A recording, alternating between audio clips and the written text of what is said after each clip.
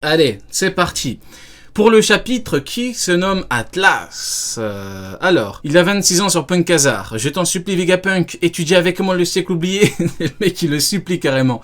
Certains mystères sont trop profonds pour être négligés. Plus j'avance dans mes recherches et plus j'ai besoin de connaissances dans d'autres domaines. Je t'en supplie.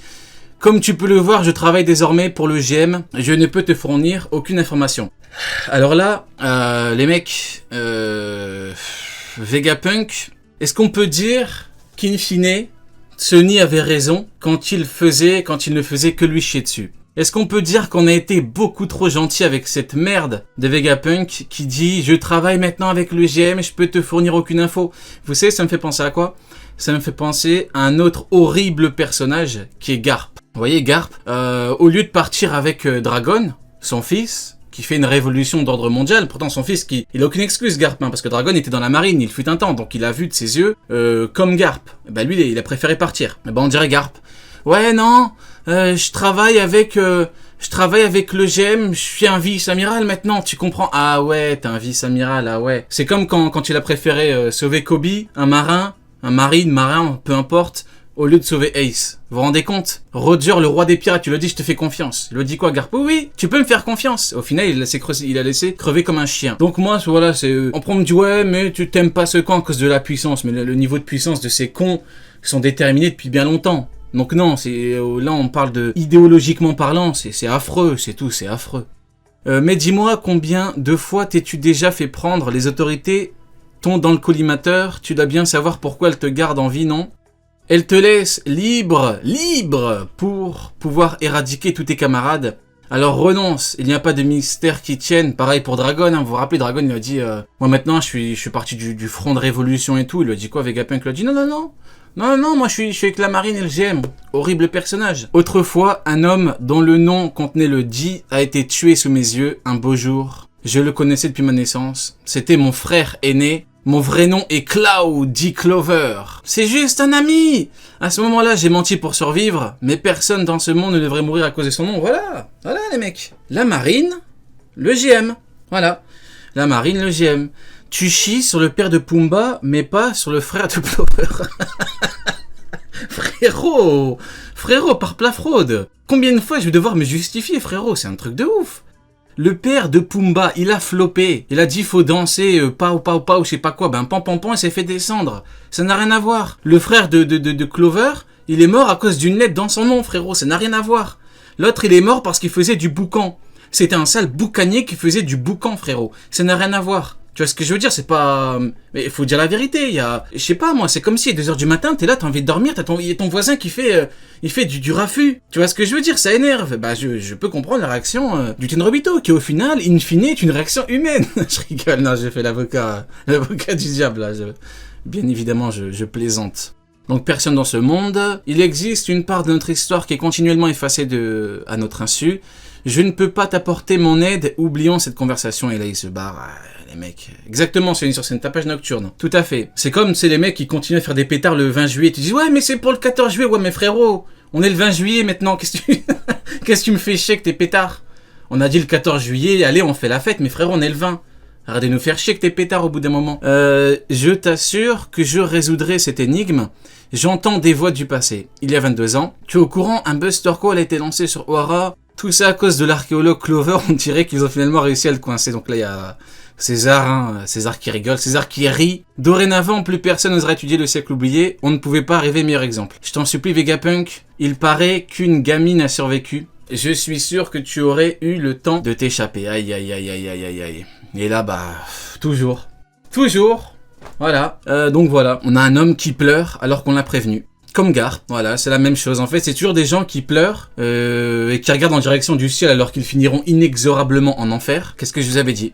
Tous ces gens-là me dégoûtent. Voilà, c'est comme Garp, voilà, Vegapunk et Garp même combat. Donc au final, Sunny avait 100% raison. Hein. Nous, on a été beaucoup trop gentils avec ce con de Vegapunk. Horrible personnage. Voilà, c'est acté maintenant. Vous êtes tous morts dans le but de transmettre, blablabla, bande d'imbéciles, blablabla, les casse-toi de là. J'entends des voix, ouais, maintenant il pleure. Tu penses quoi de l'épisode 1112? Ah, mais... Qu'est-ce que tu veux que je te dise, mon frérot? Qu'est-ce que tu veux que je te dise? Si je réponds, on va encore me dire que j'abuse avec Mihawk, frérot. Tu veux vraiment que je réponde? Au bout d'un moment, t'as Shanks, il est là, un coup, il a éclaté Kid, éclaté Killer, il leur a tous chié dessus. Il a dit à Dory Broglie, allez, on nettoie cette racaille maintenant. Allez, allez, ça dégage. En 2 secondes. Pendant que Mihawk, tout le monde lui chie dessus. Au bout d'un moment, qu'est-ce que tu veux que je te dise de plus, mon frérot? Qu'est-ce que tu veux que je te dise de plus? C'est même pas comparable. Ça n'a rien à voir. Rien à voir. Il y a le GOAT et il y a un random à côté. C'est le jour et la nuit. On en parlera avec la Cross Guild certainement demain. Malheureusement, il y a Sonny qui est malade. On lui souhaite un prompt rétablissement, comme on dit. Big up à mon frérot Sonny. Du coup, tu leur pardonnes pour Cracker et Aokiji. Bah, en fait... mon frérot, je vais être honnête avec toi. Effectivement, il y a eu un petit problème avec Cracker, Vanogur qui one-shot ses soldats biscuits, Aokiji qui le termine en 2 secondes et tout. Mais ils ont fini par se séparer de l'animateur. On en avait parlé la semaine dernière. L'animateur ne travaille plus officiellement pour la Toei Animation. Donc, ce que j'avais dit, c'est que, à mon avis, Eiichiro-Oda a dû leur envoyer un courrier, il a dû leur dire, les mecs, c'est n'importe quoi, c'est de la merde. Et bon, après, faut être honnête, c'est pas que du ressort de l'animateur, hein. Eux aussi, ils ont validé derrière, eux aussi, ils ont un peu fait n'importe quoi, hein. C'est un peu le problème de quand tu travailles avec beaucoup d'animateurs, quand tu fais beaucoup de scènes d'1 minute, tu leur dis, tu fais ce que tu veux pendant 1 minute, après on regroupe tout. Au bout d'un moment, après, en termes de timing, après t'es coincé. Donc, je sais pas trop comment ils ont fonctionné et tout, mais bon, peu importe. Le fait est qu'ils l'ont dégagé. Voilà, le fait est qu'ils ne travaillent plus pour eux. Et donc, que ce soit Oda ou pas, ils se sont peut-être rendus compte que, voilà, ils ont fait de la merde. Et donc, je comprends. Maintenant, moi, j'ai pas à leur pardonner ou pas leur pardonner, moi, en toute honnêteté. Des fois, ils font de la merde, des fois, ils font pas de la merde, ça dépend. Des fois, il y a Shanks avec 2 bras. Tu vois ce que je veux dire? Des fois, il y a Mihawk qui, dans le manga, personne ne calcule, dans le manga, et dans l'animé, t'as tout le monde qui dit, waouh, il va enfin bouger. Au bout d'un moment, enfin, c'est une parodie. Là, c'est de l'ordre du parodique. Donc non, voilà, c'est mon avis global. Mais en tout cas, force est de constater qu'ils ont fait le taf sur Shanks. Mais bon, ils ont fait comme dans le manga. Hein. Shanks a éclaté, gros HDO, gros HDR. Voilà, c'est pas un clown qui agite son épée pour rien, quoi. Vous voyez, c'est pas un clown qui combat pendant X temps contre Vista et qui se fait chier dessus par Crocodile, etc. Ça n'a rien à voir. Kid a été insolent. Première étape, il perd un bras par Ben Beckman. Deuxième étape, il est encore une fois insolent, c'est Shanks qui le termine. Voilà, c'est tout. Donc j'ai transmis cette vérité. Bon, revenons sur ce chapitre. Qu'est-ce que tu fiches? Dont la découverte repose sur tant de sacrifices. Il faut qu'on se tire d'ici au plus vite. Non, je ne peux pas vous laisser partir. Mais le papy cheval va revenir à l'assaut. Donc là, il y a Zoro qui appelle Vénus Zuro papy cheval. Il pourrait l'appeler l'épéiste. Il pourrait l'appeler le Swordman, hein, le Swordman du Gorosei, le vieux Swordman. Non. Il l'appelle Papy Cheval parce que ce qui le caractérise, effectivement, c'est le fait que c'est qu'il a une forme de cheval et qu'il frappe notamment avec ses dents comme contre Sanji. Tu regardes le match sur Rio? Non, frérot, je vais pas... T'imagines bien que j'ai pas regardé un match et lire un chapitre en même temps, frérot. J'aimerais bien me dédoubler. Mais non, frérot, je n'ai pas encore atteint cette illumination. Je n'ai pas encore cette faculté, mon frérot. C'est justement pour ça que vous devez attendre. J'ai bien compris que ce navire disposait d'un accélérateur. Si ce type freine votre prise d'élan, ok, donc là, il est là. Cela réduira la distance à laquelle vous serez projeté, sans parler du vent qui souffle vers le nord. Selon mes calculs, vous vous écraserez. Ok, donc là, on a Vénus. Ah, et là, c'est chaud, les mecs. Là, on a Atlas qui met une bonne gauche à Lilith. Qu'est-ce que tu fais, Lilith? Hop, assommé. Je vous la confie. Envolez-vous. Je me charge de supprimer tous les obstacles. Alors, effectivement, malheureusement, on n'a pas pu voir le Haki des Rois de Zoro contre Vénus, comme on n'a pas vu de Haki des Rois contre Lucci, hein. Mais bon, c'est parce que même du Haki des Rois tout court dans cet arc, hein, de mémoire, Luffy, si je me trompe, on l'a pas vraiment vu faire de grosses techniques de Haki des Rois offensif, même contre Kizaru. À la fin, le West Argon, on sait même pas si c'est du Haki des Rois ou pas.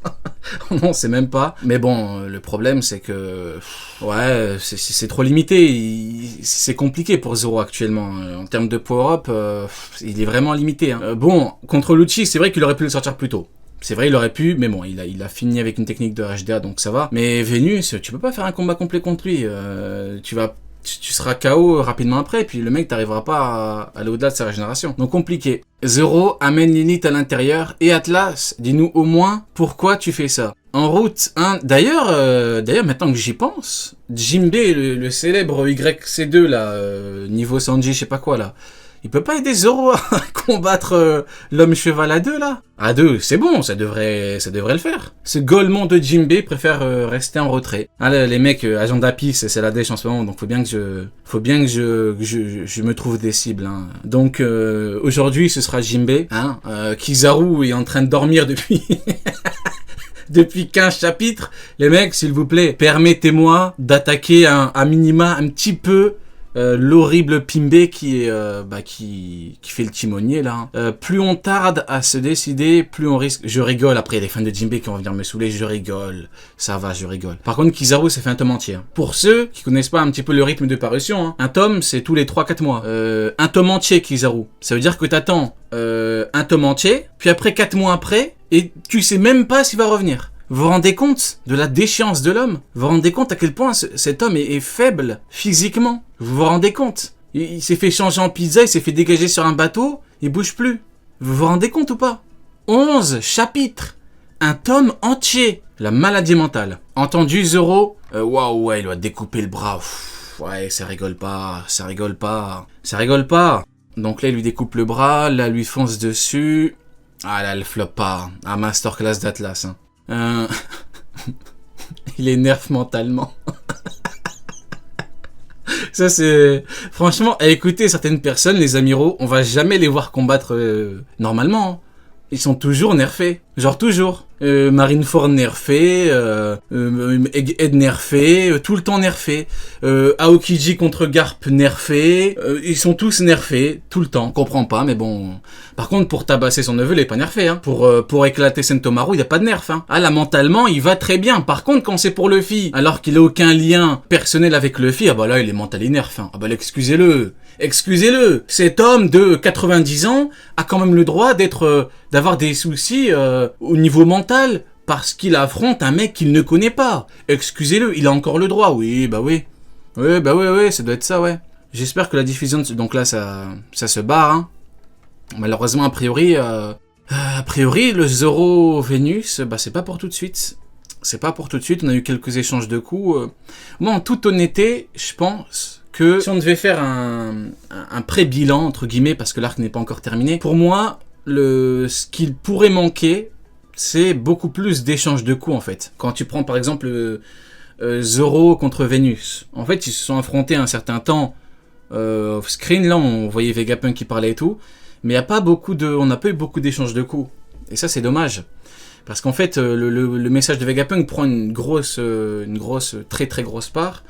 Et de ce côté-là, bah, malheureusement, on n'a pas grand-chose. Donc, je pense que si on devait, voilà, dire chacun ce qu'il aurait fallu peut-être faire autrement, c'est ça. Maintenant, bon, c'est pas très grave, hein. De toute façon, on aura certainement ce combat plus tard. Qu'est-ce qui se passe? Vice-amiral Hund. Ah, par contre, le flop des vice-amiraux, c'est horrible, hein. Horrible. On aperçoit un sanglier, un serpent, un oiseau. On dirait une fable de La Fontaine. Un sanglier, un serpent, un oiseau et un robot. Aucune idée, je ne suis au courant de rien. Le robot géant, un chien d'acier. Joy Boy, je suis si content de te revoir. C'est à toi que je m'adresse. Là, c'est la petite vanne avec le fille qui regarde à côté. Ouais, petite scène humoristique avec le... Ouais, par contre, cette image est belle. Cette image est belle avec Emmet, hein, on se rappelle le frérot Emmet, à côté de Nika, enfin de l'homme qui représente Nika. Se contenter d'une seule version d'un conflit vieux de 900 ans relève de la stupidité. Par devant, tes ennemis sont mes ennemis. Ah, quel plaisir de pouvoir à nouveau combattre pour toi, Joy Boy. Trop fort, tu peux parler. Joy Boy est en danger, on dirait que le discours de Vegapunk ne s'arrêtera pas. Je dois le protéger. Ah, en face, il y a vraiment... C'est démoniaque, hein. C'est vraiment démoniaque. Mais du coup, Luffy, c'est Joy Boy ou Nika. Comment j'interprète la chose, moi, c'est que il devient, entre guillemets, il devient symboliquement le représentant de Nika via son fruit.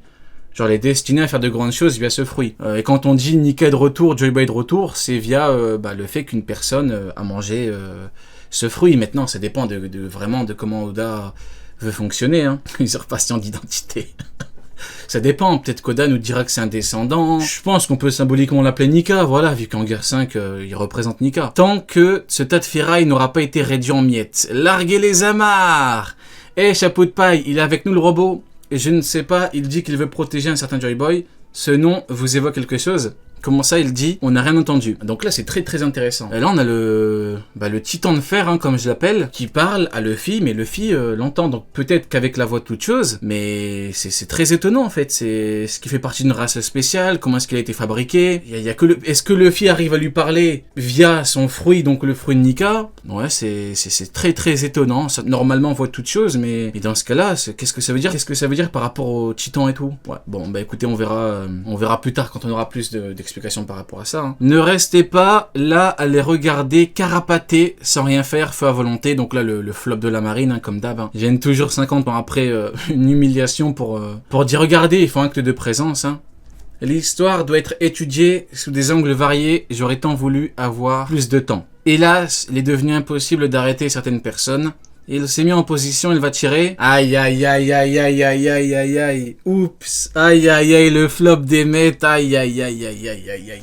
Ah, le frérot, il a floppé. Aïe, aïe, aïe, aïe, aïe, aïe.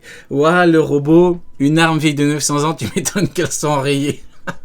Ah ouais, rayon de Emmet là. Ah là c'est Pémet hein, malheureusement. Aïe aïe aïe aïe aïe aïe aïe. Aïe aïe aïe aïe aïe. Là Pémet c'est chaud. Hein. Là faut vraiment. Ah il a fait prout. Hein. Ah là il a pété. Hein. Je l'ai entendu péter Emmet. Hein. Là c'est vraiment chaud. Hein. Là faut vraiment que le prochain chap il nous sorte un truc de ouf. Hein. Parce que là ça commence à être ça commence à être dramatique. Hein. Il a pu péter la défense de l'autre. Là on s'en rappelle. D'ailleurs elle a repoussé ou pas? Attendez, maintenant que j'y pense. Sa défense, elle a repoussé du coup.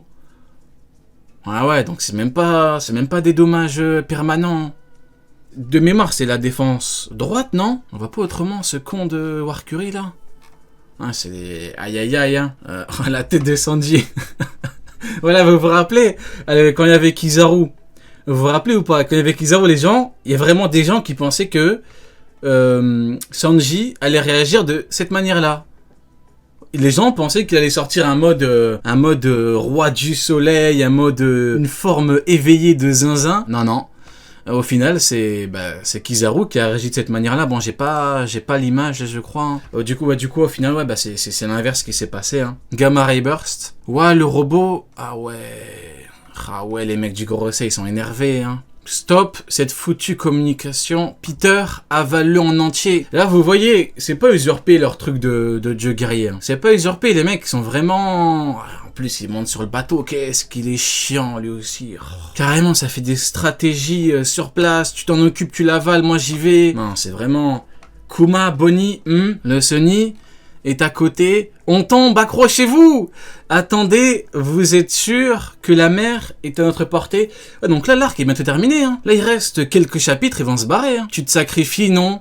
Je rends un service. Boum, oh là là. Oh, Atlas, c'est chaud. Hein. Ah ouais, il a pété son crâne, Vénus. Hein. Il a dit, ah ouais, c'est comme ça. Il y a de cela 25 ans, le pirate Gold Roger et son équipage, on va l'atteindre sans problème. Non, ce n'est pas possible, Atlas. On bouclait un tour du monde sans précédent, puis ils ont pu atteindre. Il n'y a plus qu'un seul Vegapunk, et c'est moi. Ne te réjouis pas trop vite. Stella persiste à diffuser son message. Oh là là, je suis tout rouillé. C'est maintenant le moment de vérité dont tu parlais, Joy Boy. J'utilise ce que tu sais, la voix du passé, la plus pure qui soit. Bref, vous l'aurez compris.